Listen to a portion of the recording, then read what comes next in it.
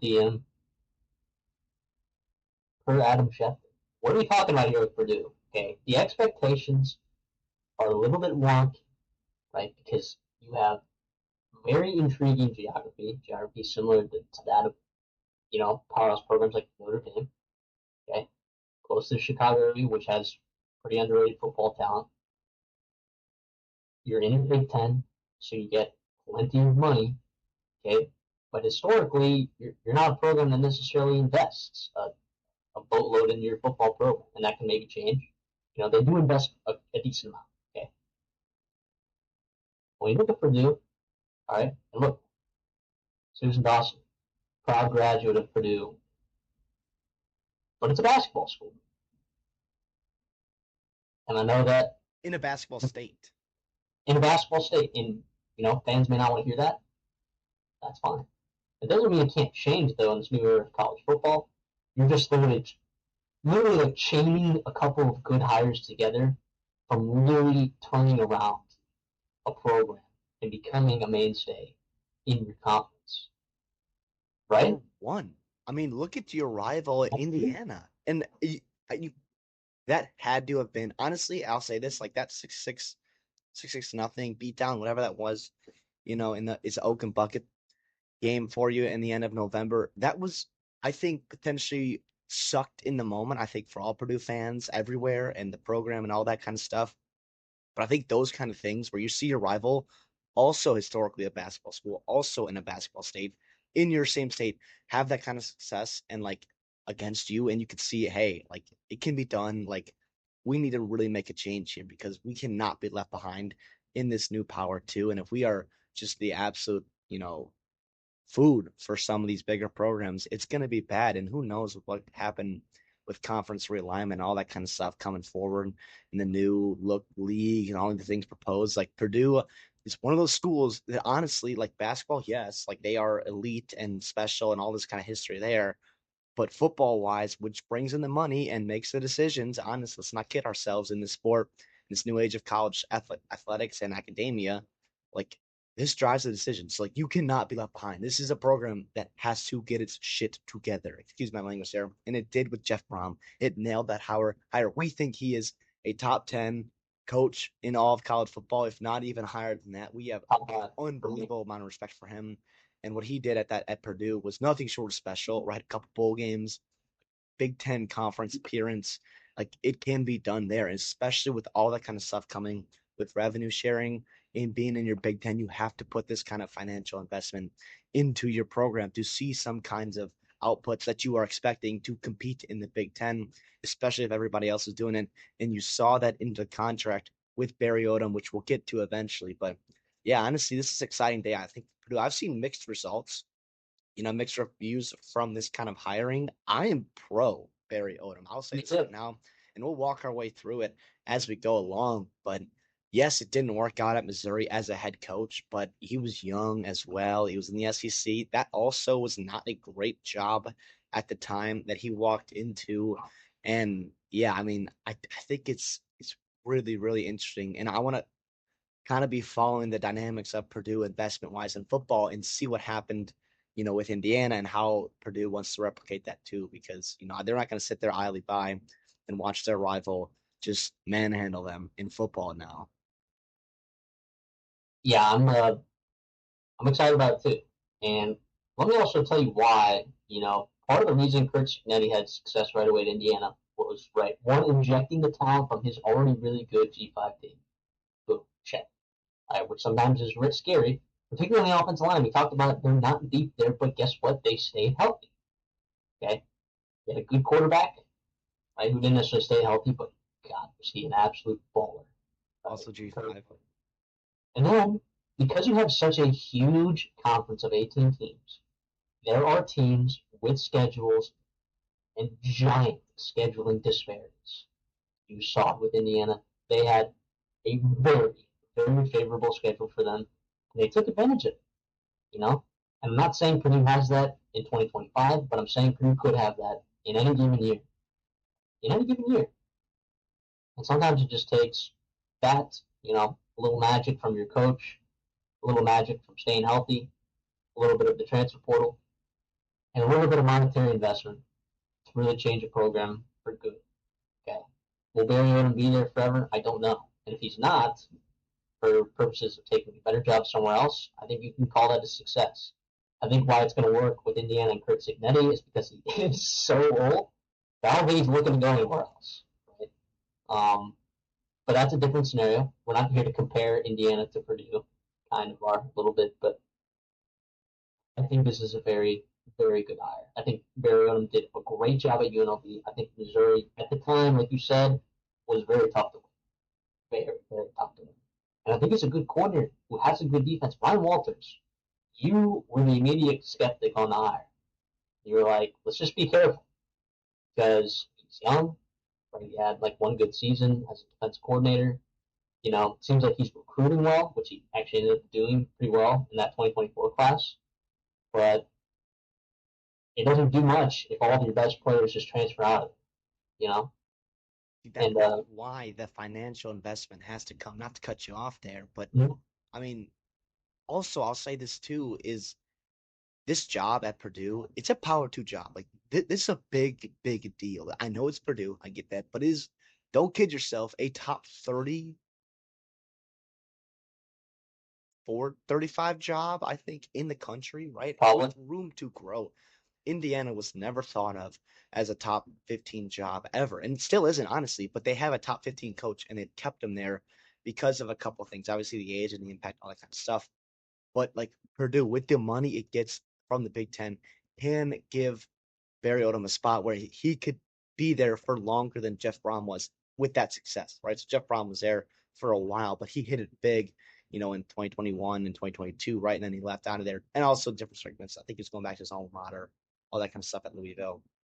But it just feels like this is an opportunity for Purdue, a big one. And I think with them, potentially having the best job on the market, I mean, I think it's probably North Carolina just because of the expectation.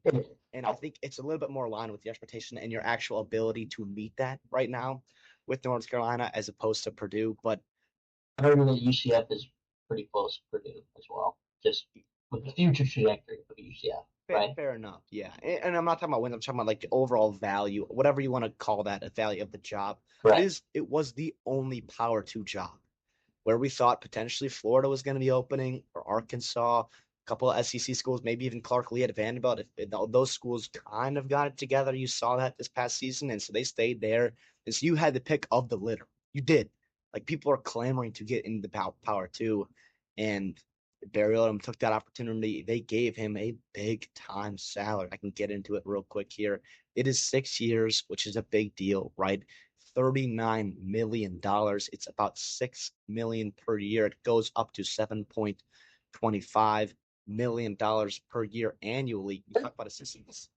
It's big time. Ryan Walters, and I get it, it's different because he's coming from a coordinator spot into a head coaching gig. Ryan Walters made about $4 million this past season. Barry Odom at UNLV made $1.75 million. So it's a huge pay raise for him, and also for Purdue to put that up, to buy out Ryan Walters, to buy out Barry Odom, and then go and pay Barry Odom, and not only pay him, but also pay his assistant salary pool. I think it's something about a little bit more.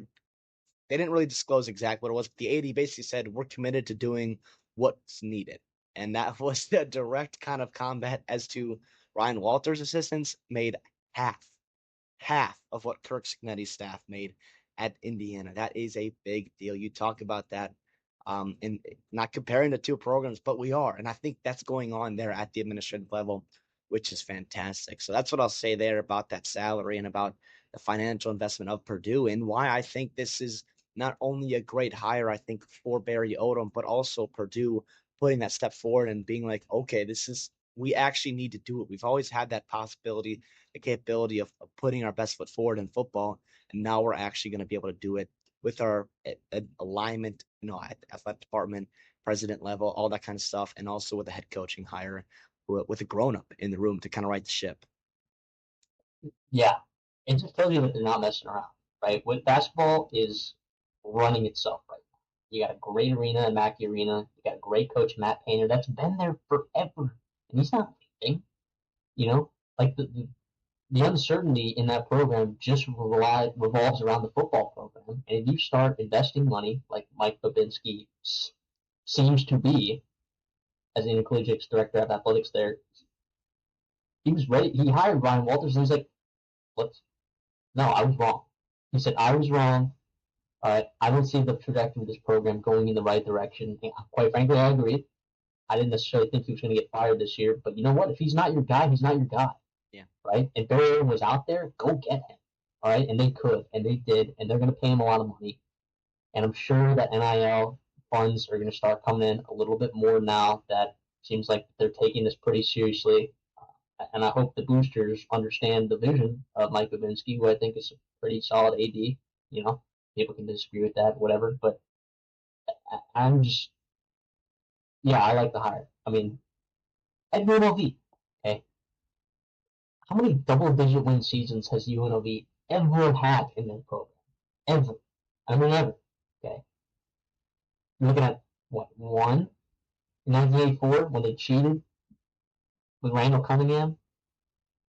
One. One double-digit win season.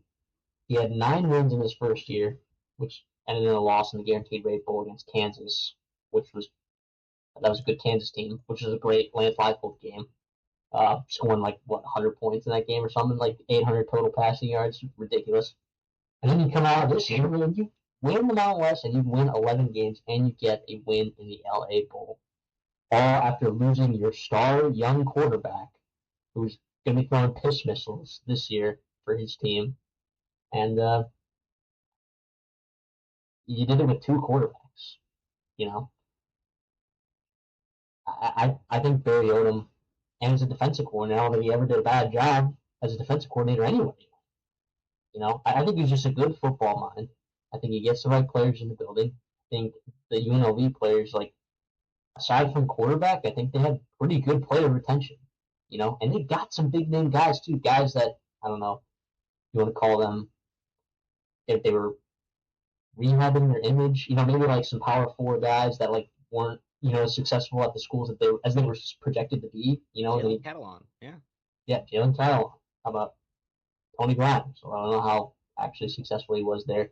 And he's got Denver Harris coming up there next year. I'm right. Oh no, maybe he's going to UNLV with Dan Mullen. yeah, he's going to UNLV. He's going to, but regardless, though, yeah, I mean, you said it. I mean, it was super impressive. I mean, and not only to win 19 games in 2 years with UNLV, like you said, yeah, 10 win seasons has like not really been a thing there at all. And most G5 places, it's a really, really big deal. Especially year-over-year success. That's something I look at when I like G5 coach. Like, how do you handle success? And also, how do you retain success in terms of like you lose a lot, you lose a star quarterback, you have some success here, people are gonna want your coordinators and whatever else, and then all of a sudden, boom, you have to do it all over again. And they did, and they had a damn good team. And by the way, they were not far away from the college football playoffs. They were sniffing that, right? They had a chance to beat Boise State in the first game of their season. And then obviously you ran into Genty and then again in the Mountain West Championship game. Tough loss, obviously. Pretty well for Ashton Genty standards. Other than the one big run at the end of I mean, yeah, so it was a pretty impressive job there by Barry Odom. And before that at UNLV, like they were terrible. They were terrible. They had won 20 games in the previous 5 seasons, and he almost matched that in just 2 in his first 2 seasons there. And that's also the other thing too, with the portal and everything like that going on right now. Like it is easier to turn over a roster. You talked about Kirk Kennedy at Indiana. Barry Odom did it at UNLV. Obviously, it will not be to the success of either of those coaches or those programs, I guess, in those first couple seasons, but it's something that can happen a little bit more quickly than it has before. Yeah. And also do like what he did for that program. Like, yeah, he left UNLV. That sucks for UNLV. And obviously, I'm sure they'd love to have him back as their coach. But what he did elevating that program athletically, right? And what they have done since then, they just made a huge financial commitment to a coach who we'll talk about later in this video at UNLV with Dan Mullen there. So it was fantastic. And obviously, like what Barry Odom's resume has done, he was a really good defensive coordinator from Missouri. He was a really good defensive coordinator for Arkansas. You want to talk about giving a program life? I mean, that Arkansas program was in the pits, man. Sam Pittman was struggling. and it was bad. They were not winning any SEC games at all for a long, long time. All of a sudden in 2021, he saved Sam Pittman's career, his job there at Arkansas. His defense was fantastic, about 22 points per game. I mean, one of the best defenses they've had there in a decade. I mean, it was fantastic, and obviously, the success he had as a coordinator at Missouri as well. And it was not a total like monstrosity. Like he just didn't recruit great, right? I think being in the mid 40s as an SEC school, especially Missouri, I think is a little bit, concerning, I think for sure. And it's not going to get any easier to recruit at Purdue as it was to Missouri, especially with the geographic proximity. But I also do think, too, with the investment that's going on behind the scenes, potentially you have an opportunity to recruit better. And if you're putting together a set staff that assembles talent and can scout guys and all these kind of things, like that can be very beneficial for you in building a program, especially quicker than maybe you expect from Purdue. Yeah, I'd say offensively for UNLV when he was there those 2 years, Brendan Marion deserves a ton of flowers. I mean, you go from 1 year in 2023 where you're a top 25 passing attack, right? You lose your quarterback in the offseason. He's like, we got to switch gears. And then you become a top 25 rushing attack? Actually, maybe even better, top 25, probably a top 15 rushing attack? What? With two different quarterbacks? That is impressive. He goes on to be the head coach at Sacramento State, which, by the way, I don't know if Stanford's looking at him.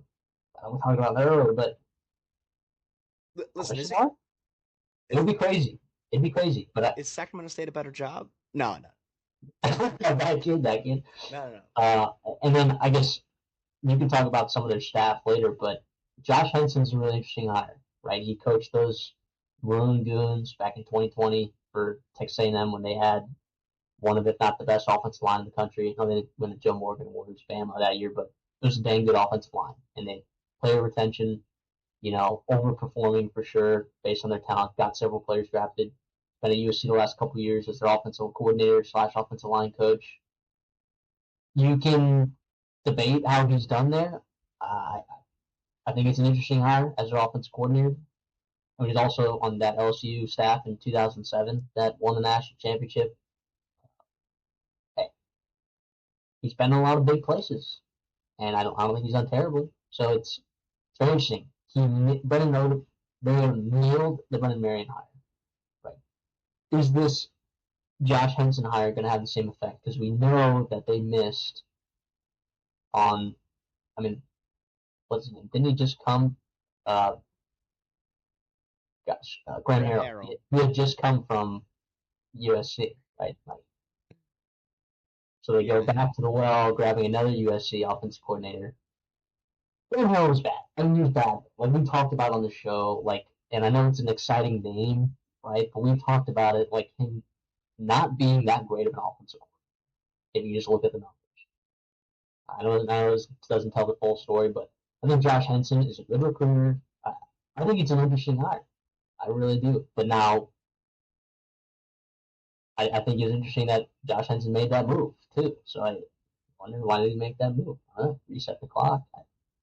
I don't know. I think the opportunity to call plays again, I think could be part of it for Henson. So we'll get into that staff right now. We talk in all these videos, like whether your head coach comes from defensive or offensive roots, like how important the opposite coordinator position is to nail that hire, especially in year one when you have so much on your plate and you are drinking through a fire hose trying to be the head coach of a program that's probably in shambles and also has all these other things to do off the field.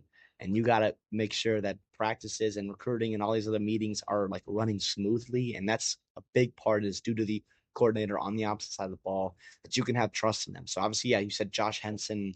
He does have trust in him. He being Barry Odom has trust in Henson as they did work together at Missouri.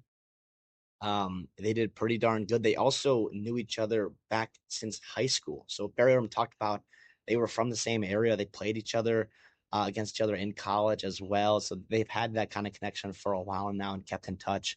And obviously, when Barry Odom gets the call, gets the hire at Purdue, he goes out and gets Josh Henson, which at first I was like, okay, let's see about this. But I think more and more into it, I think it could be an interesting hire there. Obviously, it remains to be seen. You have to surround him with talent, and we'll see what happens there.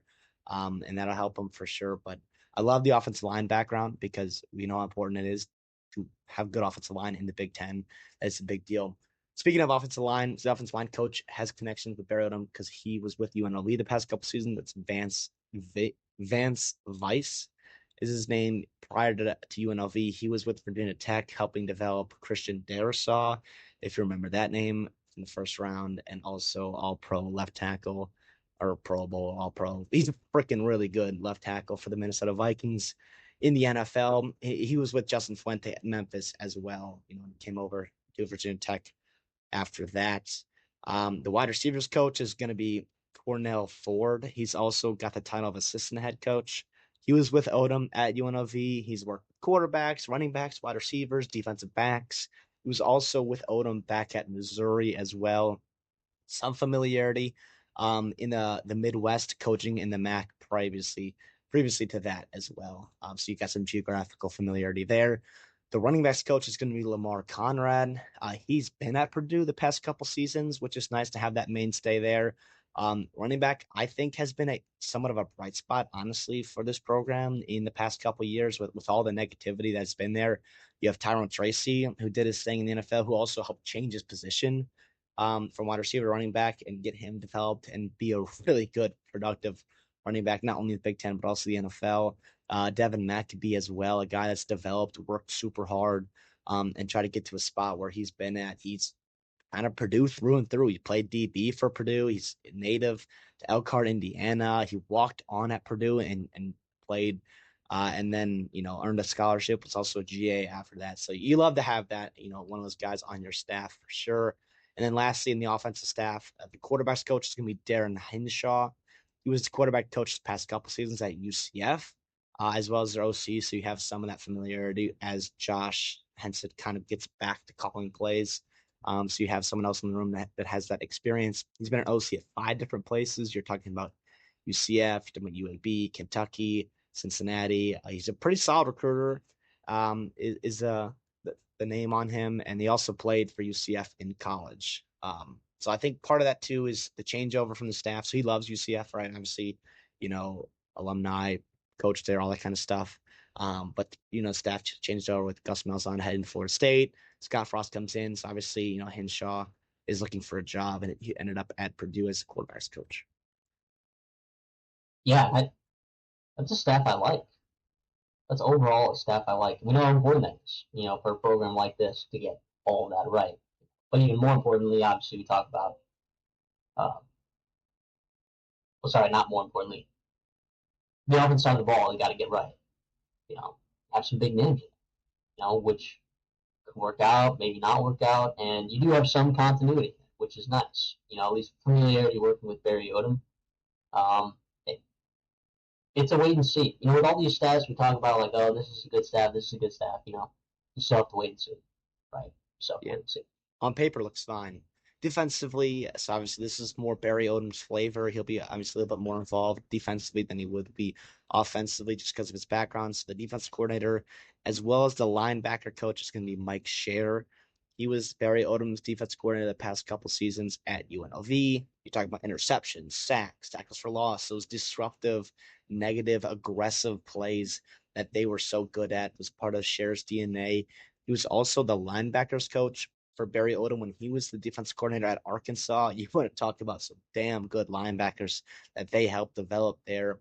Jackson Woodard, right? Well, at UNLV, right? Mostly Drew Sanders, right? Grant Morgan, Bumper Pool, Hayden Henry. You talked about some of the best linebackers there was, in the SEC at the time. He also played for Odom. He played linebacker for him at Missouri from 2012 to 2016. So I love that kind of connection. It's been his right-hand man for a while now, and obviously had some ton of success together, trying to bring that and replicate that over to the Big Ten. The DB coach is going to be Charles Clark. He was with Memphis the past couple seasons, 5 to be exact.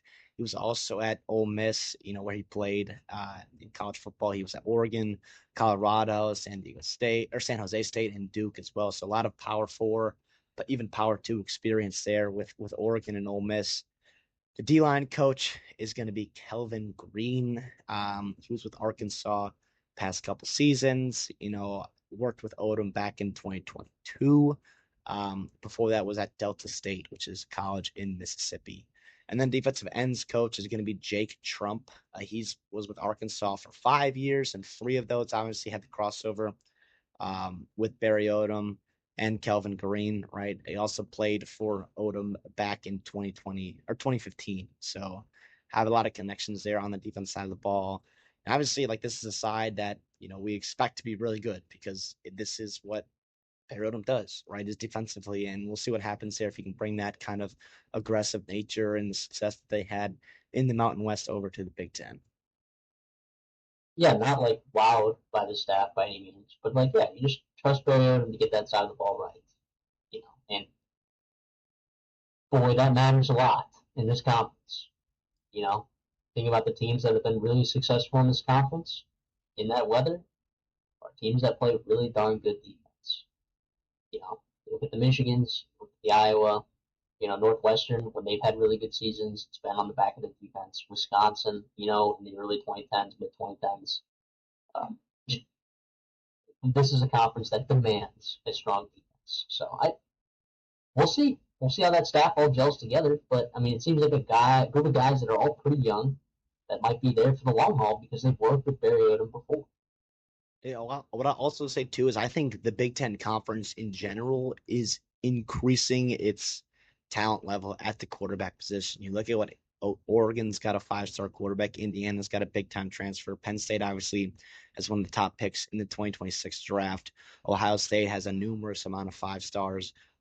Illinois with Luke Altmaier playing really good. Iowa got a big time FCS guy. Michigan with the #1 overall player in the country. We know USC and what they do offensively with the recruiting position of quarterback. Michigan State, Nebraska, Washington, UC. Like you got a lot of programs with talented quarterbacks there, which is new, I think, for the Big Ten, right? Maryland, you got a big guy too. Why is that? We're flying on the radar, right? Spring ball just started. Right.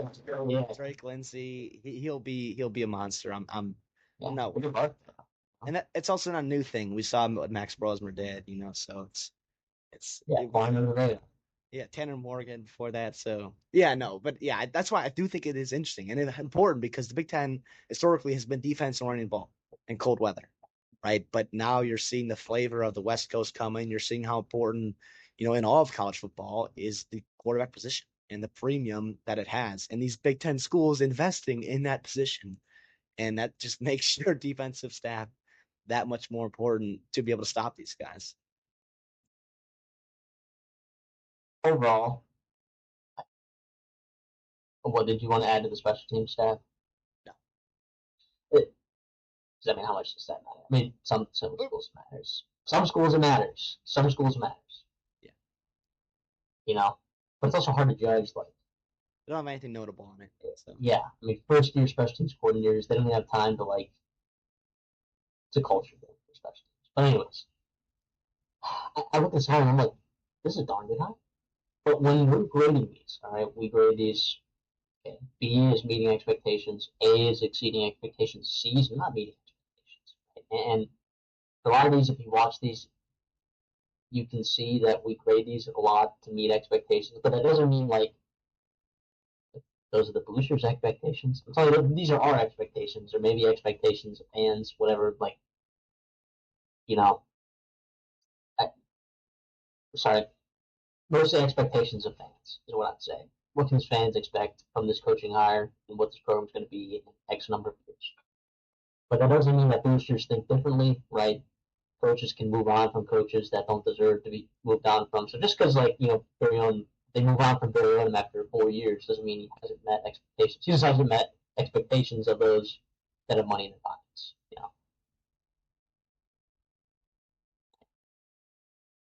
My expectations for Purdue, right? You should be going to bowl games. Like, there's no excuse to miss a bowl game, right? When you're at Purdue, when you play 3 out of conference games, you should win 2 of those. And then with the scheduling disparities that you see in the Big Ten, yeah, sure, you'll have harder schedules some years, but you should be able to win 3 or 4 games, all right, in your conference slate. I think he does that. I think he meets expectations. I think he can win between 5 to 8 games every single year, right? And if he does more than that, I think that's exceeding expectations. I really do. So I think Barry Odom's going to be fine. I think he's going to have this program rolling. I think he's going to have them, winning bowl games. I think he's going to have them, you know, recruiting, hopefully at a level that Ryan Walters was recruiting at. And then every so often, you're going to have a year where you have a lot of seniors. You hit on your transfer portal gets, you have a good offensive line, and you pop with the scheduling disparity. And they could win, 8, 9, 10, don't say 10 games, which, seems impossible for a program like Purdue, but you saw over there in Bloomington, they did it just this past year because of the scheduling disparity that they had. So, yeah, I think it's like a lot of these programs just have them rolling, and then every so often you're going to pop because of your schedule. And I think he meets that expectation. I give him a B for that. I give it a B high, which, sounds like, oh, you've been hyping him up, you only give him a B. Yeah, I think it's going to meet expectations. What? I think this is a dang good hire. And probably, I don't know how many coaching hires that Purdue could have gotten that would have been like, oh yeah, that's a better hire. It's a handful, but it's not that. Yeah, without a doubt. Reasonable. He's also a guy that can galvanize the program. Like, it's not in great shape. This program, to me, like what I want Purdue to get back to, which it was under Jeff Brom, is someone when a Big Ten school sees you on their schedule, they start to cringe and they start, oh, I'm gonna get a little nervous here because you hate playing against them. Like right now, Purdue, past 2 years, in all honesty, like teams see you on the schedule at Purdue, and they're like, yeah, that's a win. Great. Okay, who's next? Oh, it's a bye. Oh, great. We can rest up and we'll have the fourth quarter off. Like, 'cause that's what it's been the past 2 years. You have to get back to being a nuisance. You don't have to be the top 4 teams. You won't be. Like Oregon, Penn State, Ohio State, Michigan, like those a class ahead right now, right? And that's just what it's going to be for the foreseeable future. You can crawl your way up to tier 3 and in the bottom of tier 2 without a doubt in terms of if you nail his coaching hire and get your academics and your athletics aligned and your financial motives aligned as well. I'm going to go a B as well. I do think he can go to bowl games. That is going to be my expectations for Barry Odom or for Purdue, right? And I think Barry Odom can absolutely meet that. We saw what he did at UNLV. Now, will it be quick enough? We'll see what happens. Obviously, this offseason is going to be a big one for him. I hope he can turn around quick enough. I'm not going to lose, all hope in him if it is a tough season in 2025, but I do think, we'll see how long the leash is because of the big time financial investment they made in it. Like, this is a big hire for Purdue, potential program changing hire in this cycle. And, they got to hit on. And I'm hoping for them to do because I do think it is fun watching Purdue, the spoiler makers and what they can do in the Big Ten on a Friday night or in their black uniforms and all that kind of stuff, and how exciting it is for Purdue. And also that stadium, like it's not big at all, but it's loud and it's sold out a lot. So let's see if Barrett can kind of keep that energy fan base going and also like kind of revitalize the wins and that kind of stuff and recruiting and everything else there that he's kind of brought in to do.